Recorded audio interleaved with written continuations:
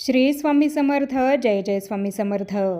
तुम्हा सर्वांचं पुन्हा एकदा अगदी मनापासून आपल्या या नवीन व्हिडिओमध्ये मी स्वागत करते. आज आहे मार्गशीर्ष महिन्यातला शेवटचा गुरुवार आणि आज मार्गशीर्ष महिन्यातल्या या गुरुवारांच्या व्रताचं उद्यापन आपल्याला करायचं आहे. मार्गशीर्ष महिन्यातल्या प्रत्येक गुरुवारी आपण माता लक्ष्मीची पूजा सेवा करत असतो. आपल्याला अखंड सौभाग्य लाभावं, आपल्या घरामध्ये सुख शांती समृद्धी ऐश्वर हे कायम नांदावं, देवी लक्ष्मीची कृपा आपल्या घरावर सदैव राहावी आणि ती आपल्या घरामध्ये अखंड वास करावी, यासाठी आपण मार्गशीर्ष महिन्यातल्या प्रत्येक गुरुवारी महालक्ष्मीची पूजा सेवा करत असतो आणि या गुरुवारांच्या व्रताची पूजेची मांडणी करून या व्रताचा उपवाससुद्धा करत असतो. यंदा मार्गशीर्ष महिन्यामध्ये एकूण 4 गुरुवारही आलेले आहेत आणि आज शेवटचा मार्गशीर्ष गुरुवार आहे. मार्गशीर्ष महिन्यातल्या या गुरुवारी माता लक्ष्मीची सेवा केल्यामुळे आपल्या घरामध्ये सुख शांती समृद्धी अखंड नांदत असते. आपल्या घरावर माता लक्ष्मीची अखंड कृपा राहते आणि लक्ष्मी देवीच्या कृपेने आपल्या घरातील सर्व दुःख संकट अडचणी दारिद्र्य हे दूर होतं. आणि या व्रताचं उद्यापन आपल्याला शेवटच्या गुरुवारी करायचं असतं आणि ते आज आपल्याला करायचं आहे आणि हे उद्यापन आपल्याला आज संध्याकाळी करायचं आहे.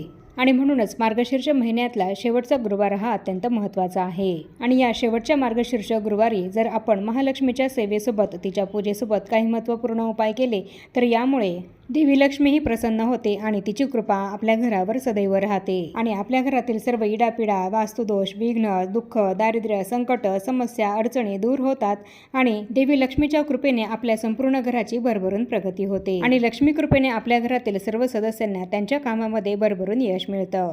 आणि म्हणूनच आज शेवटच्या मार्गशीर्ष गुरुवारी आपल्याला महालक्ष्मीच्या सेवेसोबत काही महत्त्वपूर्ण उपाय हे करायचे आहेत आणि हा उपाय आज आपल्याला संध्याकाळी करायचा आहे. आज संध्याकाळी हा उपाय जर केला आपण तर यामुळे त्याचे फळे आपल्याला अनंत पटीने मिळत असते आणि आपल्या घरातलं दारिद्र्य हे सुद्धा दूर होतं. तर आजच्या व्हिडिओमध्ये मी तुम्हाला असाच एक अत्यंत साधा सोपा आणि प्रभावी उपाय सांगणार आहे की जो आज संध्याकाळी आपल्याला करायचा आहे.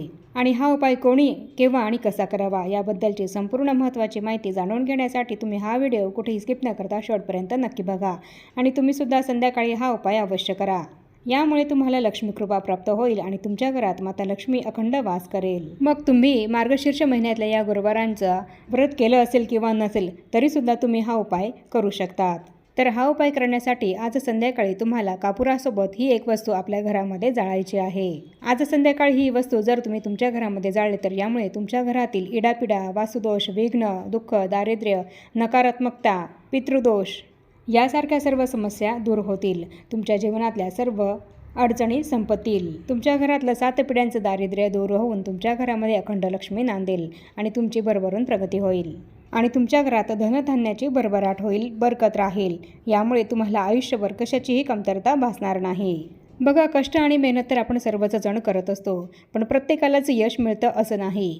तर आपल्या कष्टाला मेहनतीला भाग्याची नशिबाची साथ मिळावी आणि आपण करत असलेल्या प्रयत्नांना परमेश्वराची साथ लावावी त्याची कृपा प्राप्त व्हावी आणि त्याच्या कृपेने आपल्याला यश मिळावं यासाठीच हे काही छोटे छोटे प्रभावी उपाय आपल्याला महत्त्वाच्या दिवशी करायचे असतात. आणि आपण जर असे छोटे छोटे प्रभावी उपाय महत्त्वाच्या तिथीला महत्त्वाच्या दिवशी केले तर यामुळे आपण केलेल्या या उपायांचं फळ आपल्याला नक्कीच मिळत असतं आणि म्हणूनच हे छोटे छोटे प्रभावी उपाय आपल्याला करायचे असतात. आज संध्याकाळी हा उपाय केव्हा आपल्याला करायचा आहे तर आज संध्याकाळी 6 वाजेपासून ते रात्री 9-9:30 वाजेपर्यंत हा उपाय आपल्याला करायचा आहे. आणि या काळामध्ये जर तुम्हाला हा उपाय करण्यासाठी नाही जमलं तर तुम्ही रात्री 12 वाजेपर्यंत हा उपाय केला तरीसुद्धा चालेल. पण जास्तीत जास्त प्रयत्न असा करा की तुम्ही हा उपाय संध्याकाळी 6 वाजेपासून ते 9:30 पर्यंतच्या या काळामध्येच करू शकाल. कारण संध्याकाळी 6 वाजेनंतरची वेळ ही माता लक्ष्मी आपल्या घरामध्ये प्रवेश करण्याची वेळ असते. याच वेळेमध्ये आपण आपल्या घरामध्ये दिवाबत्ती करत असतो आणि या वेळेत माता लक्ष्मी आपल्या घरामध्ये प्रवेश करत असते. आणि या संध्याकाळच्या वेळेसच सकारात्मक लहरी या जास्त प्रमाणामध्ये सक्रिय असतात आणि अशा या सकारात्मक वेळेमध्ये जर आपण काही प्रभावी उपाय केला तर त्याचे परिणाम हे आपल्याला सकारात्मकच मिळत असतात. त्यामुळे या वेळेमध्येच तुम्ही हा उपाय करण्याचा प्रयत्न करा. पण जर तुम्ही या वेळेमध्ये घरी नसाल जॉबमुळे किंवा इतर काही कारणांमुळे तुम्ही या वेळेमध्ये घराच्या बाहेर असाल तर मग तुम्ही हा उपाय घरी आल्यानंतर रात्री 12 वाजेपर्यंत केलात तरीसुद्धा चालेल. आज हा उपाय आपल्या घरामध्ये आपण केला तर यामुळे आपल्याला काय प्राप्त होईल तर हा उपाय जर आपण आपल्या घरामध्ये केला तर यामुळे आपल्या घरातला संपूर्ण पितृदोष आणि वास्तुदोष हा दूर होईल. आपल्या घरामध्ये जर वास्तुदोष आणि पितृदोष असेल तर यामुळे आपल्या घराची प्रगती खुंटत जाते. याचा आपल्या घरातील सदस्य सदस्यांवर वाईट परिणाम हा होत असतो. कोणत्याच कामामध्ये आपल्याला यश मिळत नाही. त्यामुळे आपल्या घरातला वास्तुदोष आणि पितृदोष दूर करण्यासाठी आज हा उपाय तुम्ही अवश्य करा. हा उपाय केल्याने तुमच्या घरात असलेली नकारात्मकता सुद्धा निघून जाईल. संध्याकाळच्या वेळेस बऱ्याच घरांमध्ये दिवाबत्ती केल्यानंतर कापूर हा जाळला जात असतो. आपल्या घरामध्ये कापूर जाळल्याने आपल्या घरातली संपूर्ण निगेटिव्ह एनर्जी ही निघून जाते आणि आपल्या घरात पॉझिटिव्हिटी तयार होऊन आपल्या घरातलं वातावरण हे संपूर्णपणे प्रसन्नतापूर्वक होत असतं. आपल्या घरामध्ये कापूर जाळल्याने त्याचे आपल्याला खूप सारे फायदे होत असतात. आपल्या घरात कापूर जाळल्याने वाईट शक्तींपासून, वाईट नजरेपासून आणि सर्व प्रकारच्या वाईट गोष्टींपासून आपल्या घराचं संपूर्णपणे संरक्षण होत असतं.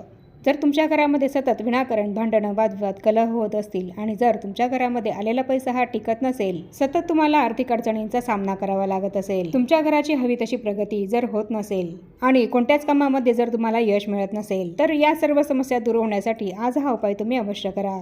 तुमच्या मुलांची, तुमच्या पतीची त्यांच्या करिअरमध्ये, शिक्षणामध्ये, नोकरीमध्ये भरभरून प्रगती व्हावी यासाठी हा उपाय अत्यंत महत्त्वपूर्ण मानला गेला आहे. म्हणूनच हा उपाय नक्की करा. आणि हा उपाय कोणी करायचा आहे तर ज्यांना सूतक आहे तर त्यांनी हा उपाय करायचा नाही. आणि जर घरातील महिलेला मासिक धर्म असेल तर त्या घरातील इतर व्यक्तींनी हा उपाय केला तरी सुद्धा चालेल. आजच्या या मार्गशीर्ष महिन्याच्या शेवटच्या गुरुवारच्या दिवशी ज्या घरामध्ये हा उपाय केला जाईल त्या घरामध्ये माता लक्ष्मी चिरस्थायी स्वरूपामध्ये वास करेल आणि लक्ष्मी देवीच्या कृपेने त्या घरातील सर्व समस्या, अडचणी दूर होतील आणि त्या घरातील व्यक्तींना सुख, शांती, समृद्धी, ऐश्वर आणि उत्तम आयुरारोग्याची प्राप्ती होईल. तर हा उपाय करण्यासाठी तुम्हाला एक मातीची पणती घ्यायची आहे किंवा जर तुमच्याकडे कापूर जाळण्याचं भांडं असेल तर ते भांडं तुम्ही घेतलं तरी सुद्धा चालेल. आणि त्यानंतर या पणतीमध्ये किंवा या भांड्यामध्ये तुम्हाला अखंड तांदूळ हे घ्यायचे आहेत. तांदूळ घेताना ते कुठेही खंडित झालेले, तुटलेले, फुटलेले, खराब झालेले असे तांदूळ घेऊ नका, तर अखंड असेच तांदूळ घ्या. तर असे हे अर्धे मूठ तांदूळ आपल्याला त्या भांड्यामध्ये टाकायचे आहेत आणि त्यानंतर एक वाटी घेऊन त्या वाटीमध्ये शुद्ध गाईचं तूप आपल्याला टाकायचं आहे आणि या वाटीत गाईच्या तुपामध्ये आपल्याला 7 भीमसेनी कापराच्या वड्या टाकायच्या आहेत. तुमच्याकडे जर भीमसेनी कापूर असेल तर तो घ्या, नाहीतर दुसरा इतर कुठला तरी कापूर तुमच्याकडे जो असेल तो घेतलात तरी सुद्धा चालेल. तर 7 भीमसेनी कापराच्या वड्या तुम्हाला त्या गाईच्या तुपामध्ये भिजवायच्या आहेत आणि त्यानंतर ज्या कापूर जाळण्याच्या भांड्यामध्ये किंवा पणतीमध्ये आपण अखंड तांदूळ हे टाकलेले आहेत तर त्या तांदळावर 1 भीमसेनी कापराची भिजवलेली वडी, गाईच्या तुपामध्ये भिजवलेली वडी आपल्याला ठेवायची आहे आणि या कापराच्या वडीसोबतच आपल्याला 3 अखंड हिरवी वेलची ही ठेवायची आहे. ही वेलची सुद्धा आपल्याला अखंड असलेलीच ठेवायची आहे. कुठेही तुटलेली, खराब झालेली वेलची ठेवू नका. आणि तसंच या कापरावर आपल्याला 2 अखंड फुल असलेल्या लवंगा ठेवायच्या आहेत आणि हा कापूर आपल्याला आपल्या देवघरासमोरच प्रज्वलित करायचा आहे. त्यासाठी आपल्या देवघरामध्ये आपल्याला आधी दिवा लावून घ्यायचा आहे आणि हा दिवा सुद्धा आपल्याला शुद्ध गायच्या तुपाचाच लावायचा आहे. शुद्ध गायचं तूप नसेल तर तुम्ही तेलाचा लावलात तरी सुद्धा चालेल. आणि धूप अगरबत्ती सुद्धा लावून घ्यायची आहे आणि तुळशीजवळ सुद्धा आपल्याला दिवा अगरबत्ती लावून घ्यायची आहे आणि त्यानंतरच हा उपाय आपल्याला आपल्या देवघरासमोर बसून करायचा आहे. तर हा उपाय करण्यासाठी आपण आसन टाकून आपल्या देवघरासमोर बसायचं आहे आणि एक तांबण घ्यायचं आहे आणि त्या तांबणामध्ये आपण ही पणती, ही तांदूळ टाकलेली पणती किंवा ती कापराचं भांडं त्या तांबणामध्ये आपल्याला ठेवायचं आहे आणि त्या भांड्यामध्ये सांगितल्याप्रमाणे कापूर, वेलची आणि लवंग ठेवून तिथेच ते आपल्याला देवघरासमोर प्रज्वलित करायचे आहेत. आणि या प्रज्वलित केलेल्या कापरानेच तुम्हाला जी देवी लक्ष्मीची आरती येत असेल तर ती आरती तुम्हाला करायची आहे. हा उपाय तुम्ही तुमच्या देवघरासमोर बसून केलात तरी सुद्धा चालेल किंवा जिथे तुम्ही लक्ष्मीच्या या पूजेची मांडणी केली असेल तिथे बसून केलात तरी सुद्धा चालेल. या भांड्यामध्ये असलेल्या कापरासोबत लवंग आणि हिरवी वेलची यांनीच तुम्हाला लक्ष्मी देवीला ओवाळायचं आहे. आणि आरती करत असताना पहिली कापराची वडी संपली की लगेच तुम्हाला दुसरी तुपामध्ये भिजवलेली कापराची वडी त्या भांड्यामध्ये टाकायची आहे. तर या पद्धतीने तुम्हाला 7ही कापराच्या वड्या त्या भांड्यामध्ये टाकून देवी लक्ष्मीची आरती करायची आहे. आजचा दिवस हा माता लक्ष्मीला समर्पित आहे आणि कापराच्या वासाने देवी लक्ष्मी ही आपल्या घराकडे आकर्षित होत असते. तर या पद्धतीने देवी लक्ष्मीची आरती करून झाल्यानंतर याच आरतीने आपल्याला तुळशीला सुद्धा ओवाळून घ्यायचं आहे आणि या कापराचं धूर आपल्या संपूर्ण घरामध्ये आपल्याला फिरवायचं आहे. आणि त्यानंतर हे भांडं जे आहे तर ते आपल्याला मुख्य प्रवेशद्वाराच्या उंबरठ्यावर अगदी मधोमध ठेवायचं आहे. जोपर्यंत या सर्व वस्तू जळत आहेत तोपर्यंत तुम्हाला हे ताट, हे तांबण तिथेच ठेवायचं आहे. आणि या संपूर्ण वस्तू जळून झाल्यानंतर त्यामध्ये शिल्लक राहिलेल्या वस्तू जसं की तांदूळ हे तुम्हाला एखाद्या झाडाच्या मुळाशी टाकायच्या आहेत किंवा मग तुम्ही तुमच्या घरातल्या डस्टबिनमध्ये टाकलेत तरी सुद्धा चालतील. तर याप्रमाणे असा हा अत्यंत प्रभावी आणि साधा सोपा उपाय आज संध्याकाळी आपल्याला आपल्या घरी करायचा आहे. यामुळे तुम्हाला तुमच्या घरामध्ये खूप पॉझिटिव्ह परिणाम परिणाम हे झालेले दिसून येतील। तर याप्रमाणे मी तुम्हाला आपल्या आजच्या या व्हिडिओमध्ये संध्याकाळी आपल्याला आपल्या घरामध्ये कापरासोबत कोणत्या वस्तू जाळायच्या आहेत याबद्दलची संपूर्ण महत्त्वाची माहिती दिलेली आहे। आज संध्याकाळी हा उपाय आपल्याला कसा करायचा आहे याबद्दलची संपूर्ण माहिती या व्हिडिओमध्ये मी तुम्हाला सांगितली आहे। आणि आता या छोट्याशा माहितीसह आपण आपला आजचा हा व्हिडिओ इथेच थांबवूया। चॅनलवर जर तुम्ही पहिल्यांदाच आला असाल तर चॅनलला जरूर सबस्क्राईब करा आणि या व्हिडिओला जास्तीत जास्त लाईक आणि शेअर सुद्धा नक्की करा। आणि भेटूया पुन्हा अशाच नवीन एका माहितीपूर्ण आणि महत्त्वपूर्ण व्हिडिओसोबत। तोपर्यंत सर्वांना श्री स्वामी समर्थ।